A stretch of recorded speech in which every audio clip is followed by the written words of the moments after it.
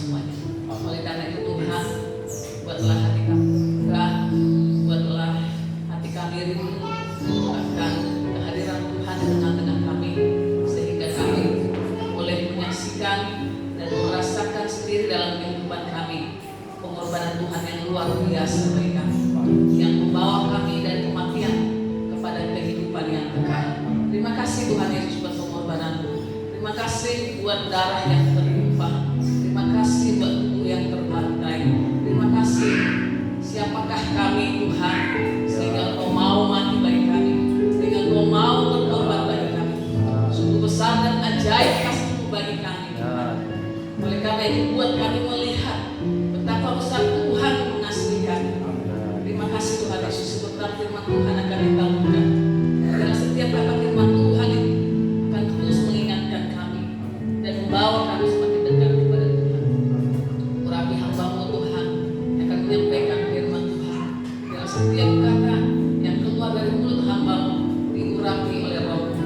Bahkan telinga yang mendengar Tuhan urapi, sehingga kami mampu mengerti dan memahami betapa besar dan dalamnya Engkau Tuhan dalam kehidupan kami. Terima kasih Tuhan Roh menguasai tempat ini, menolak segala kesombongan, keangkuhan, menolakkan akan firman Tuhan dalam bentuk apapun. Kami hancurkan kuasanya dalam nama Yesus Kristus, sehingga firman yang Engkau tidak pernah jatuh di pinggir jalan. Biarlah Tuhan tanah yang baik yang akan bertumbuh berbuah bagi kemuliaan Tuhan. Dalam nama Yesus kami menyerahkan pemberitaan firman Tuhan pagi hari ini. Haleluya. Amin. Silakan duduk saudara. Shalom.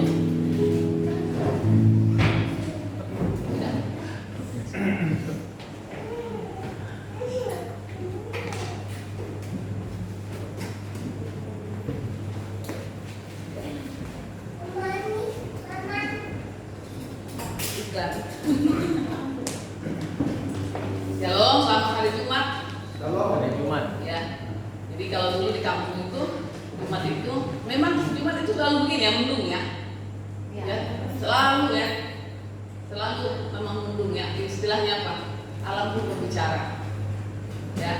Karena sekarang Tuhan tahu dunia sedang memperingati pengorbanan Sang Maha Kuasa, Pencipta langit dan bumi itu Yesus Kristus. Kalau Natal tadi hujan tidak apa-apa, ya kan? Aduh, tidak jadi makan, tidak apa-apa. Tidak jadi pakai baju baru, tidak apa-apa. Tapi Tuhan mau Jumat, karena yang disarankan di sini mengingat kematian. Tuhan tidak memegang berbuatlah ini setiap kali engkau mengingat kelahiran. Tidak pernah. Cuma manusia senang mengingat kelahiran Tuhan. Kenapa? Karena ada pesta di sana, karena ada makanan di sana, karena ada sukacita di sana. Tapi Tuhan berkata begini, perbuatlah ini setiap kali engkau mengingat akan aku. Makanya ada gereja-gereja yang tidak memperingati Natal. Salah enggak? Tidak salah. Tapi berdosa enggak kita mau memperingati Natal? Tidak juga berdosa. Ya. Kan ada aliran-aliran yang tidak memperingati Natal. Tapi yang tidak saya terima itu karena berkata bahwa memperingati Natal berdosa. Enggak. Tapi bagi kita inilah puncak kasih Tuhan bagi kita. Kematian. Ya. Pengorbanan Tuhan dimulai dari kelahiran. Saya sering bahas bahwa Natal itu pun pengorbanan. Karena Tuhan yang tinggal di surga mau jadi manusia, itu pengorbanan. Dari yang mulia menjadi yang parah, itu pengorbanan. Tapi puncak dari semua pengorbanan Tuhan ada di hari ini. Makanya dikatakan dia setia, taat sampai akhir, sampai mati di kayu salib. Itu artinya puncak dari pengorbanan Tuhan. Itu dinyatakan di kayu salib. Yang nanti jam 3, ini jam 9. Kalau zaman dulu jam 9 dia sudah naik di kayu salib. Jam 9 pagi dia sudah naik ke kayu salib. Nanti jam matinya jam 3. Benar? Makanya kalau di kampung-kampung itu jam 3 itu ibadah. Ya, kalau dulu kami pagi-pagi ibadah, nanti jam 3 ibadah lagi. Karena pagi-pagi itu mengingat Yesus naik ke salib. Karena di salib itu banyak juga penderitaan, saudara. Di situ dia kehausan, di situ dia ditinggalkan oleh Bapa. Ya, ada ucapan-ucapan yang keluar dari mulut Tuhan Yesus ketika dia di kayu salib. Jadi makanya dulu diperingati pagi-pagi kita ibadah memperingati Yesus naik ke kayu salib. Jam 3 kita ibadah memperingati Yesus menyerahkan nyawanya kepada Bapaknya. Tapi nanti kita nggak usah jam 3. Atau mau jam 3? Ya. Jadi mengingat, jadi agak membawa kita manusia, kadang kita dibawa ke situasi yang membuat emosional kita atau apa kita bisa terpancing. Itu namanya manusia ya. Suasana itu harus dibuat. Oke, kita lihat tema kita adalah kematianmu menghidupkan. Jadi suatu lawan kata, suatu perkataan yang bertolak belakang. Ada kehidupan, ada kematian. Lewat kematian Tuhan kita mendapat kehidupan. Ya, jadi kehidupan Tuhan yang menghidupkan kita orang percaya. Oke, lanjut. Ya. Jadi kenapa ada karya penyelamatan ini? Kenapa ada? Kalau kita flashback ke belakang itu ada dosa yang pernah terjadi di bumi ini. Ya, ada sebuah kejadian di mana manusia memberontak kepada Tuhan di Taman Eden. Ya, jadi ketika Adam bukan Hawa yang makan buah. Hawa, tapi penyebab dosa itu Adam, gitu ya. Jadi ketika Adam memakan buah ini, dia diserahkan kepada suaminya, ya. Kebetulan suaminya ini takut istri, dikasih, terima, ya kan? Harusnya kan nggak boleh, gitu kan? Kan kepala, mandatnya kan sama dia. Makanya penyebab manusia berdosa itu Adam. Walaupun yang melakukan perempuan, ya. Makanya jangan heran yang ditangkap dan dituduh korupsi itu laki-laki, yang menghabiskan uangnya perempuan. Ini benar nggak? Kenapa istrinya pingin tas yang apa? Bagus segala macam, suruh lah gitu kan? Biasanya begitu, lebih banyak dimakan sama istri. Ya, kalau untuk orang-orang yang ini ya, yang orang-orang ini nih dibuat jangan lagi. Nanti, jadi saudara rata-rata begitu. Di luar bumi sana ya, kalau di Indonesia tidak ada. Jadi dosa ini saudara terjadi di Taman Eden. Akhirnya Tuhan berkata kalau kamu makan buah ini, sebelum dimakan ya, ketika kamu makan buah ini, ketika itu juga engkau akan mati. Kan Alkitab bilang begitu. Makanya begitu ada ayat. Tadi saya soal ayat. Jadi ketika Adam dan Hawa makan buah itu, saat itu juga berlaku kematian bagi manusia. Sudah mati, terpisah dari Allah. Jadi orang yang terpisah dari Allah itu sudah mati, walaupun masih hidup. Jadi roh kita yang terpisah dari Allah, kita sudah mati, walaupun kita masih hidup. Karena Adam dan Hawa itu, walaupun dia sudah makan buah itu, dia masih beraktivitas, masih beranak cucu, tapi di hadapan Tuhan dia sudah mati, karena sudah tidak ada hubungan dengan Tuhan. Akhirnya berapa lama terjadilah seperti yang manusia mau. Ya, nubuatan terjadi, termasuk di Yesaya 53. Ya, coba kita lihat dan kita baca bersama. Jadi dosa itu dimulai dari Adam dan Hawa, berlanjut terus sampai Yesus datang. Coba kita buka Yesaya 53 ayat 1 sampai selesai. 1, 2, 3.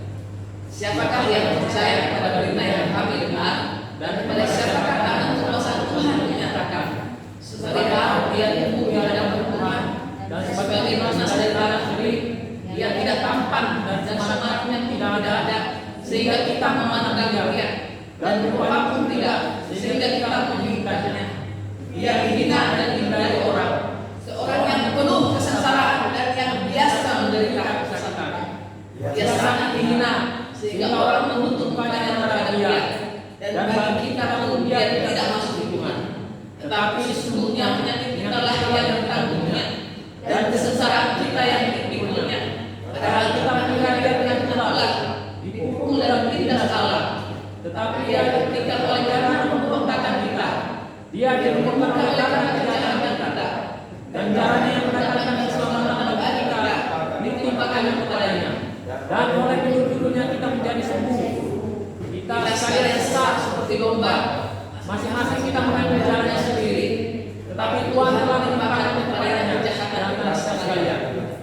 Dia tetapi dia membiarkan dirinya ditindas dan tidak membuka mulutnya seperti anak domba yang dibawa ke pembantaian. Seperti domba yang untuk orang yang menggunting bulunya, dia tidak membuka mulutnya. Sudah menahan dan menghukuman yang terakhir, dan tentang nasib siapakah yang memberikannya. Sungguh ia terputus dari negeri orang-orang hidup, dan karena pemberontakan umat manusia ia terbelah. Orang menempatkan tubuhnya di antara orang-orang fasik, dan dalam hatinya ada di antara penjahat-penjahat. Sekalipun ia tidak berbuat kekerasan dan tipu daya ada dalam mulutnya, tetapi Tuhan berkehendak menumbuhkan dia dengan kesakitan.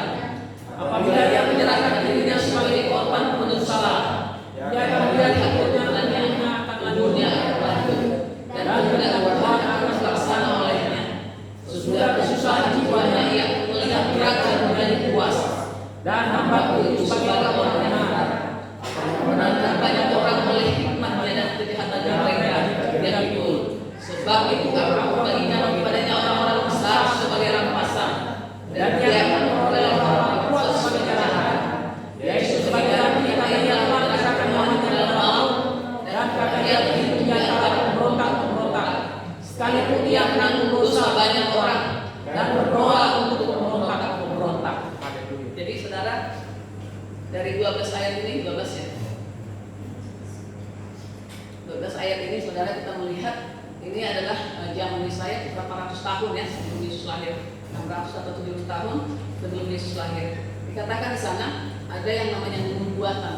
Kalau bahasa kasarnya itu ramalan, ya. Artinya ramalan itu bisa terjadi bisa tidak. Tapi kalau nubuatan itu harus digenapi. Dan yang menggenapinya adalah Tuhan, ya. Kalau ramalan itu saudara itu bersifat mengutuk kalau bagi kita. Ya, karena apa? Kalau ada peramal berkata begini, mungkin dia lihat itu bagaikan kutuk bagi kita. Kalau kita percaya akan terjadi, ya. Tapi kalau kita sebagai orang percaya, Alkitab katakan mantra sihir tidak mempan atas keturunan Yakub.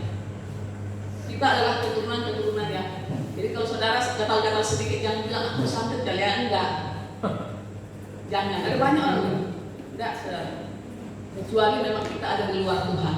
Tapi kalau kita di dalam Tuhan, menerima tebusan Tuhan, menerima darah Tuhan, kita tidak bisa ditembus oleh mantra atau sihir apa.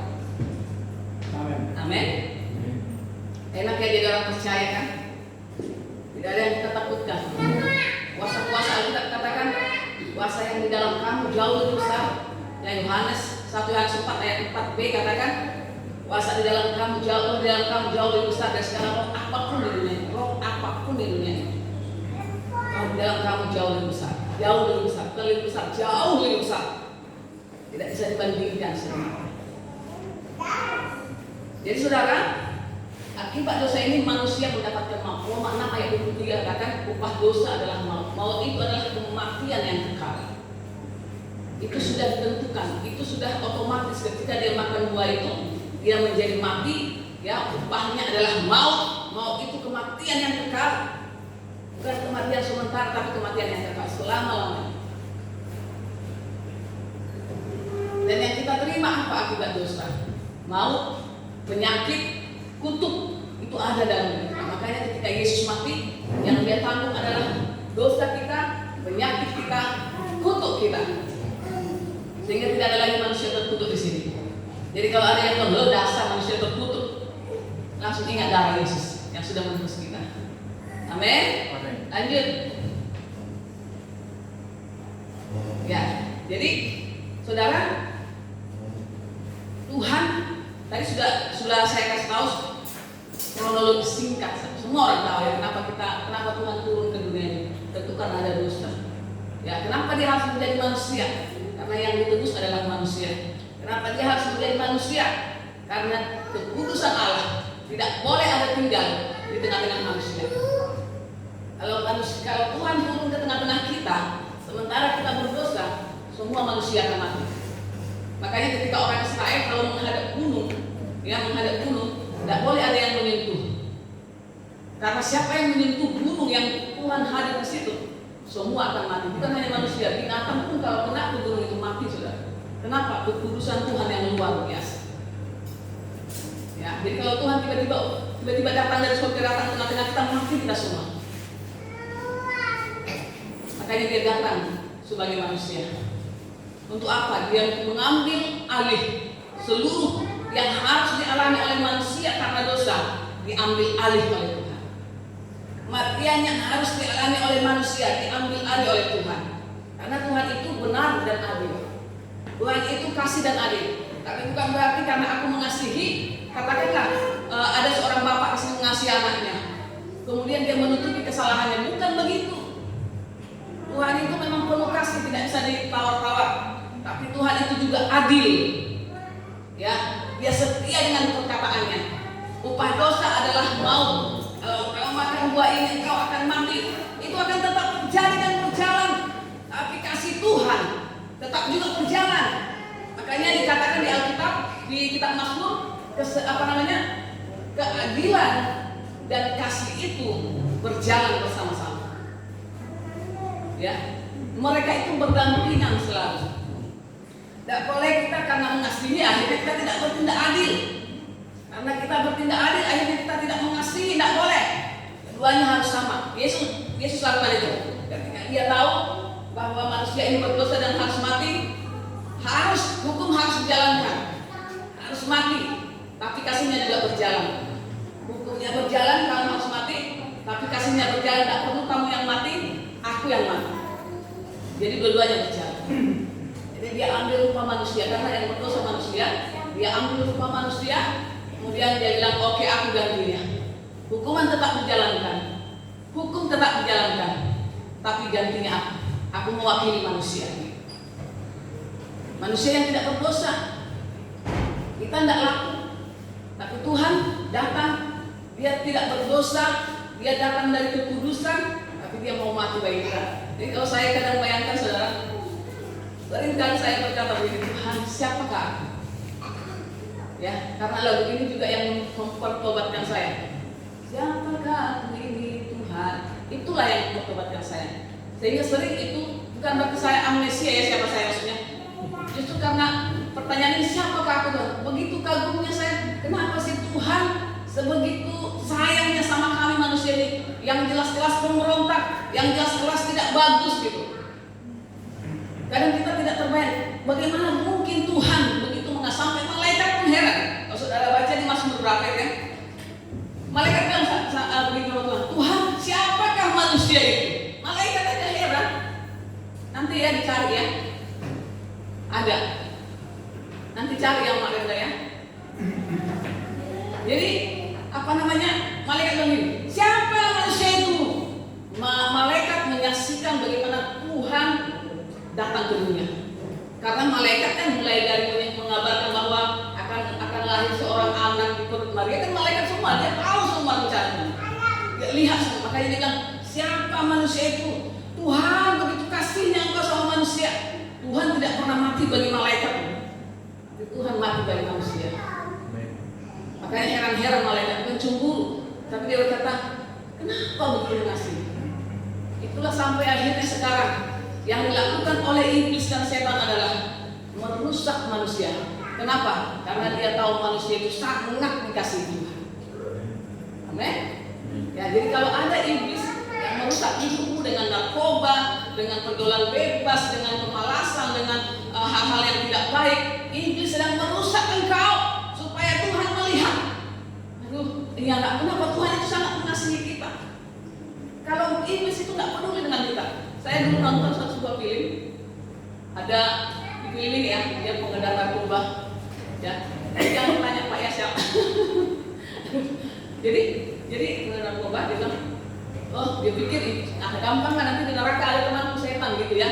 Rupanya sampai di neraka setan pun tidak mau berteman dengan manusia. Bayangkan, setan pun tidak mau berteman dengan manusia. Loh, kita kan teman kata yang ini kan. Pernah nonton itu enggak? Teman katamu, saya tidak punya teman kata setan itu, saudara.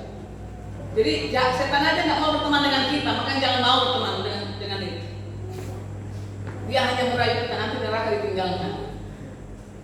Nah, itu tadi ya. Ada orang nonton kan, itu karena putaran umum, dia bilang, "Bang," katanya, "rupanya setan tidak mau berteman dengan kita." Tidak mau dia berteman. Kenapa? Karena memang setan itu tidak mau mengambil pengikut. Dia hanya mau merusak gambar Tuhan dalam diri kita. Karena dia tahu Tuhan sangat mengasihi kita. Apa buktinya? Dia mau mati bagi kita. Tidak ada kasih yang lebih besar daripada seorang yang mengorbankan nyawanya, kata kita. Tidak ada kasih yang daripada itu. Ya. Kalau ada saudara mau mengorbankan diri, itu kasih yang besar. Ada orang berkorban untuk orang benar, ada saja. Tapi tidak ada orang manusia yang mau mati untuk orang berdosa. Kalau bapak mati untuk anaknya masih ada, benar. Tapi kalau orang yang hidupnya tidak ada hubungan, istilahnya katakan gitu, mau udah ada hubungan berdosa, pokoknya semua yang jelek-jelek ada sama dia dan dia ini mau mati, itulah kasih yang terbesar. Tuhan lakukan, saudara. Sudah pemberontak, sudah dikasih tahu nggak mau, tapi Tuhan mau mati bagi kita. Itulah kasih yang luar biasa. Kita aja nggak mau. Untuk anak kita yang jahat aja kita udah mau mati. Biarlah kau mati sendiri di situ. Ya, ada seorang bapak-bapak karena sudah 3 kali masuk penjara, bilang biarlah di situ, biar kapok dia kan gitu. Tapi kalau dia anak-anak baik-baik, ya yang mungkin karena terjebak bapak, orang tuanya pasti, aduh aku nggak di situ. Tapi kalau memang karena kejahatannya yang berulang-ulang, ya udahlah. Tapi Tuhan tidak seperti itu. Jadi saudara, kita lihat seperti apa kematian Yesus yang luar biasa. Tuhan Yesus tidak ditembak mati loh, langsung mati kita. Dia dimulai dari pengkhianatan. Jadi Yesus mati itu enggak tiba-tiba mati, enggak gitu. Kau mati ya, kau korbannya, enggak. Dimulai dari pengkhianatan, penderitaan luar dalam batin semua Tuhan alami, saudara. Jadi bukan hanya penderitaan nyawa, itu terakhir puncaknya di kayu salib. Dimulai dari pengkhianatan. Sakit enggak dikhianati? Sakit enggak dikhianati? Sakit. Ya, yang biasa yang mengkhianati itu orang-orang dekat. Apa yang dikhianati? Siapa yang mengkhianati Tuhan? Itu satu yang menyangkal. Siapa yang menyangkal itu? Petrus. Coba bayangkan ya, tiba-tiba saya ada teman kompak yang makan bersama-sama, kamu kasih makan, kamu bantu, tiba-tiba selesai bilang, enggak, aku enggak kenal dia. Gimana perasaanmu? Enggak, aku enggak kenal dia. Aku enggak kenal dia. Itu dialami. Petrus itu adalah murid inti. Tuhan kemanapun pergi dia bawa itu. Tapi apa, saudara? Dia bilang, aku enggak kenal dia. 3 kali diulang-ulang, saudara. Aku enggak kenal itu, dia nanti. Tapi Tuhan mau kasih tahu kepada kita gitu. Manusia itu berpotensi dikhianati, berpotensi mengkhianati. Tapi Tuhan mau katakan, tenang aja, aku pun dahulu sudah dikhianati, kan gitu. Jadi Tuhan itu menanggung semua, bukan hanya dosa, tapi sifat-sifat atau keadaan-keadaan yang nanti akan dialami oleh manusia. Jadi orang yang dikhianati di sini, ingatlah tuh, Tuhan Yesus dikhianati yang begitu baik. Kalau saya kan masih ada salah-salahnya, wajarlah juga dikhianati kan. Apalagi menjual, siapa ini? Judas. Kita mungkin tidak dijual dengan uang karena tidak laku untuk dijual ya. Tapi dijual dengan apa? Mengorbankan kita, menjebak kita. Dijual namanya itu, saudara. Mengarahkan kita kepada kehancuran itu menjual. Dijual. Meninggalkan. Siapa yang meninggalkan? Murid-murid. Yang tadi pokoknya bersama-sama. Tiba-tiba ada masalah, saudara. Lari, saudara. Sampai ada seorang murid Yesus sampai pakai baju tidak sempat. Iya kan? Maaf, lari telanjang dia, saudara. Saking tidak mau meninggalkan, kenapa? Makanya Alkitab katakan gini, banyak teman tertawa, sedikit teman menangis, bahkan hampir tidak ada. Yesus sudah alami itu, supaya ketika kita nanti mengalami itu, tidak usah kita seperti apa? Oh, Yesus lemah itu hal yang wajar. Ya, banyak teman kita tertawa. Coba kamu banyak uang, coba kamu suka praktik orang, banyak teman. Coba kamu menderita terlilit hutang, tutup pintu semua orang. Di telepon tidak aktif-aktif. Di telepon, aduh, halo. Pengalaman saya. halo, padahal ada signal, saudara. Siapa yang mau salah? Padahal ada signal loh. Halo. Terus saudara, ada juga orang begitu ya. Saya pernah begitu, saudara. Saking saya malas lihat orang itu. Gimana ya caranya? Kalau saya tolak saya halo, tapi dulu ya. Kalau sekarang kalau halo betul dari signal. Ya, yang berpikiran saya ini. Setelah betul saya bilang, oh, tidak bisa ya. Halo, dari signal. Karena dia tahu ini minjam uang nih kan gitu. Ini minjam gitu. Dikhianati saudara, sakit dikhianati. Ketika Yesus turun dari bukit Zaitun, orang-orang ambil daun palem ya, yang kayak apa kelapa sawit itu apa sih itu? Hosana. Pokoknya baju mereka pun dibuka untuk Tuhan berjalan di atas keledai, ya kan keledai muda. Hosana di tempat yang maha tinggi, diberkatilah yang datang dalam nama Tuhan. Ambil bajunya, ambil buah palem, api mulut yang sama, yang berkata salibkan dia. Pengkhianat nggak ya? Dia bilang aku dukung kamu. Pas pencoblosan tadi. Maaf ya, itu kalau musim pilkada maksudnya, iya kan? Itu pengkhianat. Banyak saudara pengkhianatnya. Gampang katanya. Pernah nggak dengar iklan? Ayo katanya, perang. Oke, kita semua mendukung dia. Tiba-tiba perang dia sendiri yang maju. Mana tadi yang dukung semua itu? Hilang semua saudara.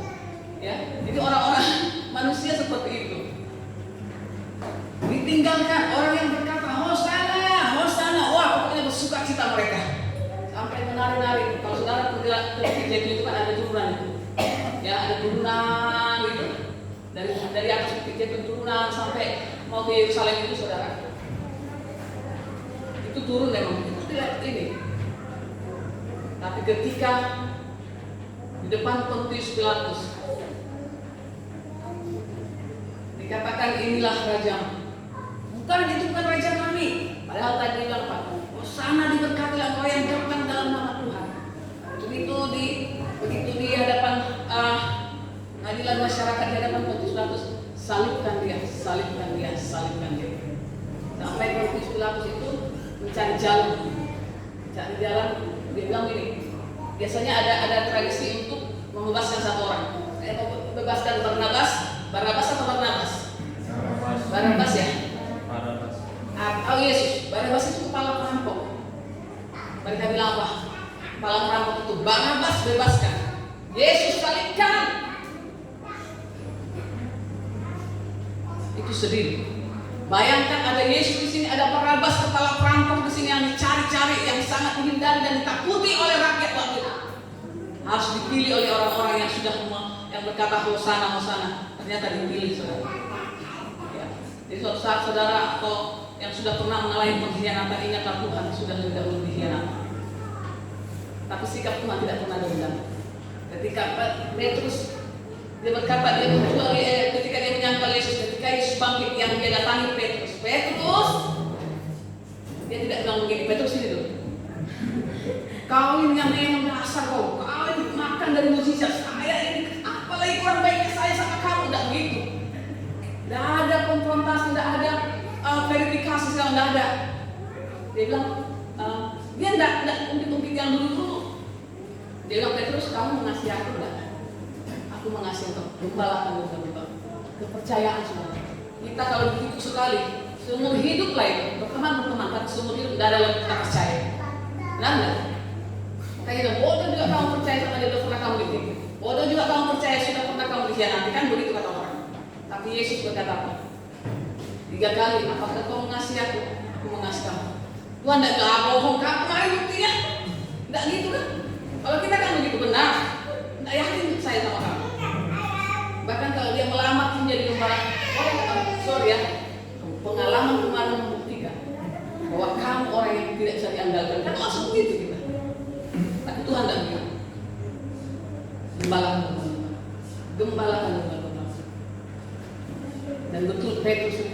gembala yang luar biasa. Jadi kita menghadapi penipu-penipu, pengkhianat-pengkhianat juga harus punya hati seperti itu. Tuhan kan mengajar kita lewat itu. Jadi Yesus itu matinya bukan hanya langsung mati disalib, enggak. Dimulai dari pengkhianatan. Dia dijual, bayangkan 30 keping perak dia dijual, saudara. Baru waktu diambil dicium lagi, makanya ada ciuman Yudas. Jadi kalau ada cipika-cipiki lihat orang ini Yudas apa yang benar? Iya kan? Nonton, pernah nggak nonton Indosiar itu? Cipika, tapi dalam hatinya ada kan kalau begini itu kan ada suara dalam hati kan? Awas kamu, kan gitu. Awas kamu. Saatnya saya akan jalankan rencana saya, kan begitu. Itu ciuman Yudas namanya. Dia cium Yesus, ya. Tapi di belakangnya apa? Penangkapan akan Yesus. Dia berkata nanti yang aku cium itu tangkap ya. Jadi jangan bangga kalau dicipika-cipiki dengan kita. Ya, waspada, ini juga siapa benar atau siapa itu. Ya. Amin. Selanjutnya dihina, saudara. Jadi dia bukan hanya langsung mati, tapi dia dikhianati untuk penderitaan batin. Jangan pikir Yesus itu walaupun dia Tuhan, tidak mempan hatinya disakiti. Dia memang disakiti, tapi dia tidak mau sakit hati. Ya, dia mau mengampuni Tuhan mengampuni. Karena dia manusia beneran, bukan manusia jadi atau apa, bukan. Dia benar-benar manusia 100%. Dia mengalami sakit, dia mengalami lapar, dia mengalami sedih. Ya, kita lihat dulu diolok-olok, saudara. Dihina. Jadi kematian Yesus bukan hanya dikhianati, tapi dia diolok-olok. Bayangkan diludahi, ya diludahi, diarak dia. Kalau saudara pernah berjalan jalan Via Dolorosa itu kan agak panjang, ya panjang sampai ke Bukit Golgota. Ya dia pikul salib sendiri sampai ke jalan, dihianati, dilempari, diludahi, ya bajunya dibuka. Jadi Yesus itu disalib telanjang loh.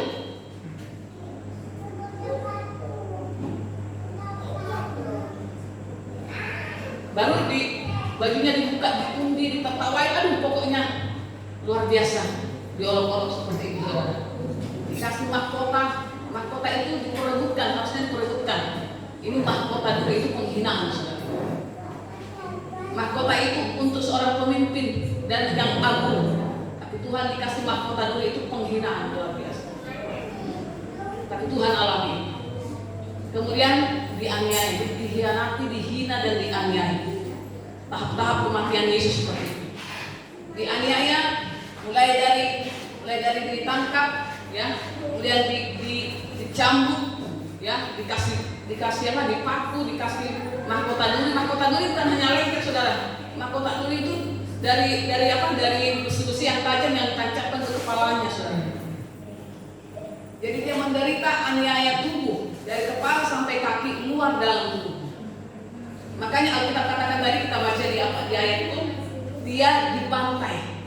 Jadi istilah yang cocok untuk kematian Yesus adalah pembantaian kepada tubuh.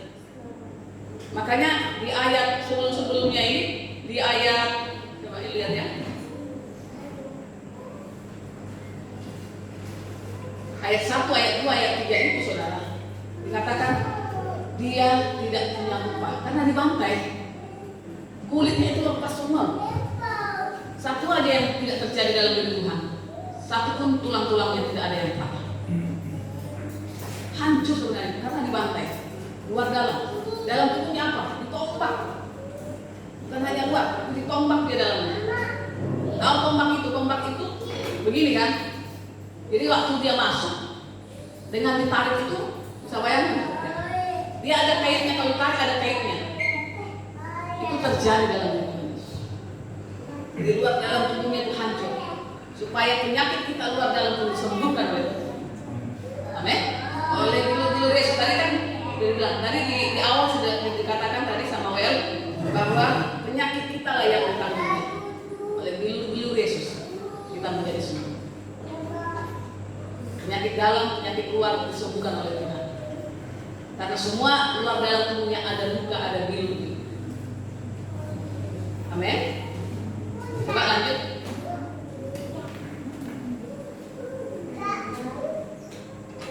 Ya, jadi mau menutup penyakit yang tadinya harus ditanggung oleh manusia, akhirnya ditanggung oleh Tuhan. Dipikul. Makanya dikatakan terkutuklah orang yang di kayu salib. Jadi Yesus, semua orang yang di kayu salib itu saudara, orang-orang yang hina. Jadi kalau ada orang mati di kayu salib, orang bilang gini, apa juga dosanya ini ya, apa juga kesalahannya ini ya, sampai dia disalib. Jadi orang yang disalib itu kejahatannya luar biasa, dan Tuhan matinya disalib. Jadi orang kalau disalib itu orang berpikir, oh makhluk terkutuk. Makanya Yesus itu makhluk terkutuk. Benar nggak? Yesus itu manusia terkutuk.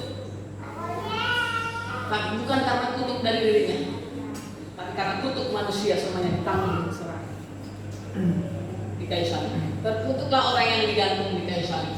Yesus kan digantung di kayu salib, makanya Yesus pun menjadi terkutuk, bukan karena dari dirinya, tapi dari diri manusia. Jadi kalau orang lihat nih, ini pendosa ini, diludahi, tidak dilihat, tidak dianggap. Lanjut. Jadi kematian Yesus tadi, semua yang dialami Yesus itu nanti kita peringati ya, karena Yesus kalau tidak bangkit pun tidak akan ada kemenangan. Jadi puncak kemenangannya nanti hari Minggu saudara. Ya, jadi saya tidak perlu bahas sampai ke sana. Saya hanya membahas kematian Yesus. Bayangkan kematian Yesus yang luar biasa seperti itu untuk dosa-dosa. Jadi ganjaran yang harusnya. Jadi orang kan kalau orang berdosa, ganjarannya mati berselamat. Jadi ganjarannya ini, matinya ini dikasih sama Tuhan, yang harusnya bagian kita dikasih sama Tuhan supaya kita hidup. Itu maksudnya. Ya, kematian Yesus memberi kehidupan bagi barang siapa yang percaya. Yesus mati bagi dunia ini. Tapi kalau kita tidak percaya, saudara, kalau kita tidak menerima, enggak juga. Coba lihat di Roma 10 ayat 9 sampai 10.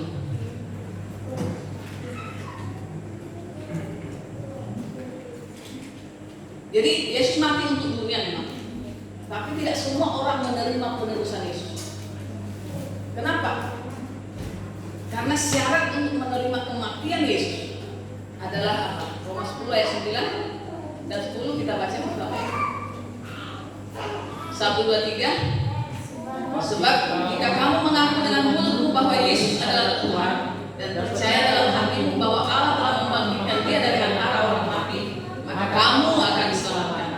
Karena dengan hati orang percaya dan dibenarkan, dan dengan mulut orang mengaku akan diselamatkan. Saudara, kita sudah tahu bahwa Yesus sudah mati bagi kita.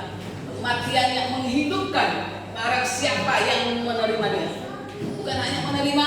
Jadi banyak orang Kristen tapi tidak menerima Yesus. Jadi syaratnya dikatakan percaya dalam hati, berkata dengan mulut. Kalau dalam kepercayaan orang lain namanya dua kalimat. Kalau kepercayaan yang lain ya, ada syarat-syarat masuk ke sana. Kalau di saudara seiman kita yang lain, ada yang namanya dua kalimat syahadat. Ya, pengakuan atas iman mereka. Kita pun dalam Kristen juga ada begitu, pengakuan atas iman kita. Roma 10 ayat 9 dan 10. Percaya dalam hati, mengaku dengan mulut. Yesus Kristus telah mati bagi. Ya. Jadi orang yang walaupun Yesus sudah mati, walaupun dia Kristen, tapi kalau dari mulutnya tidak pernah berkata, Yesus, aku terima Engkau sebagai juru selamatku dan aku terima kematianmu. Kekristenan itu harus dari kepercayaan dan pengakuan kita. Walaupun kita Kristen dari kecil, tidak otomatis kita menerima kehidupan lewat kematian Yesus. Bisa paham ya? Jadi tidak semua, walaupun orang Kristen kalau tidak pernah percaya dalam hatinya, mengaku dengan mulutnya, dia tidak akan menerima kehidupan daripada Yesus. Tidak, suara saya besar kan? Ya. Jadi kalau kita ada di sini, coba renungkan. Saya ini Kristen karena KTP, karena tradisi, karena nenek moyang, atau karena pribadimu yang sudah percaya dalam hati dan mengaku dengan mulut. Tidak boleh hanya mengaku dengan mulut tapi tidak percaya dalam hati. Kasihan. Jadi saudara, Yesus sudah menebus kematian lewat kematiannya. Ya, maut yang harusnya milik manusia sudah diambil alih oleh Tuhan. Kutuk yang harusnya milik manusia diambil alih oleh Tuhan. Apalagi dosa semuanya diambil alih oleh Tuhan.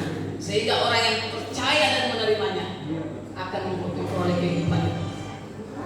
Ya, bukan dikatakan orang Kristen akan menerima itu, bukan. Orang yang percaya dalam hatinya, mengaku dengan mulutnya, itulah yang menerima kehidupan lewat kematian Yesus.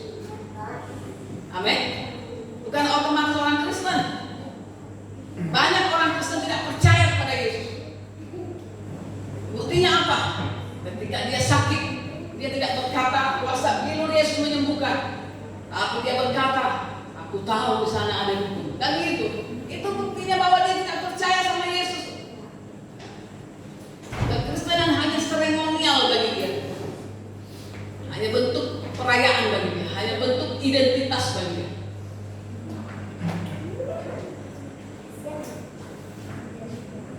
Ada lagi? Ya, jadi saudara, lewat Jumat Agung ini saudara, ya jangan ikut itu. Lewat Jumat Agung ini saudara, kita diingatkan akan kasih Tuhan yang besar. Tadi saya sudah jabarkan bagaimana Tuhan itu menderita bagi kita yang bukan siapa-siapa. Sekarang pertanyaannya, Jumat Agung ini kita diingatkan akan pengorbanan Yesus yang sangat luar biasa. Apa yang sepatutnya kita lakukan sebagai umat tebusan Tuhan? Apa yang harus kita lakukan sebagai orang-orang yang sudah mendapatkan kehidupan dari kematian seseorang?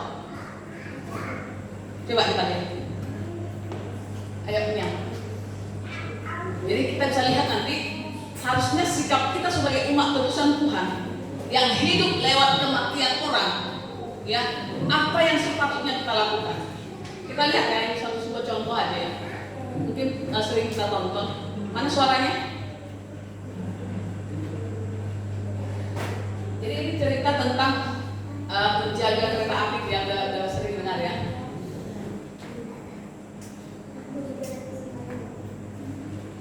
Jadi sering kali kan kita orang Kristen sudah ditebusan Tuhan, tapi kita tidak ngerti sikap kita terhadap orang yang sudah mati bagi kita itu seperti apa gitu.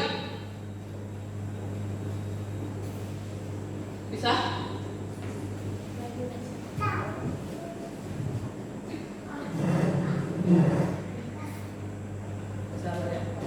Saya hanya mengangkat sebuah video ini. Ini gambaran kasih Bapa kepada anaknya sekaligus pengorbanan anaknya bagi orang banyak yang tidak dia kenal, yang di dalamnya orang-orang egois macam-macam. Seperti yang Alkitab katakan tadi, kita semua masing-masing sesat seperti domba. Kita semua masing-masing sesat seperti domba. Sudah, oke.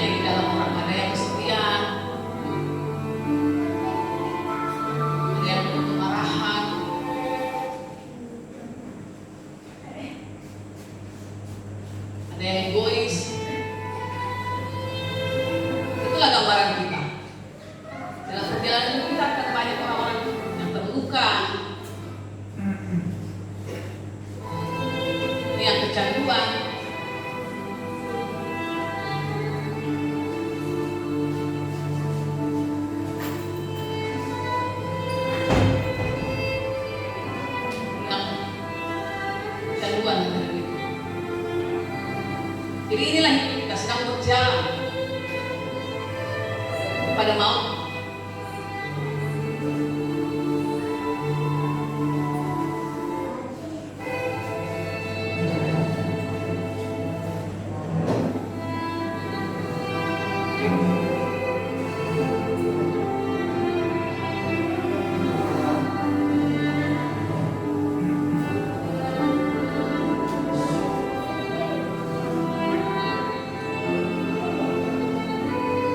Ini gambaran Bapa Surgawi, anaknya ini gambaran Yesus. Kita gambarkan seperti itu. Dan orang-orang yang kita api adalah